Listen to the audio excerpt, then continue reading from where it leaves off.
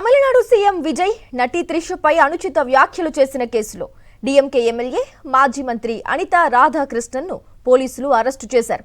తూత్తుకుడి జిల్లాలో అత్తూర్ టౌన్ పంచాయతీ తనిఖీలకు వెళ్లిన ఆయన్ను అక్కడే కస్టడీలోకి తీసుకున్నారు. ఇటీవల ఓ బహిరంగ సభలో మాట్లాడిన ఎమ్మెల్యే అనితా రాధాకృష్ణన్ సీఎం విజయ్ నటి త్రిషపై అభ్యంతరకర వ్యాఖ్యలు చేశారు. విజయ్ బర్త్డే సెలబ్రేషన్స్ కు సంబంధించి అనుచిత కామెంట్స్ చేశారు. దీనిపై కేసు నమోదు కాగా అనితా రాధాకృష్ణన్ ముందస్తు బెయిల్ కోసం హైకోర్టును ఆశ్రయించారు. తాజాగా ఈ పిటిషన్ను మద్రాస్ హైకోర్టు తోసిపుచ్చింది.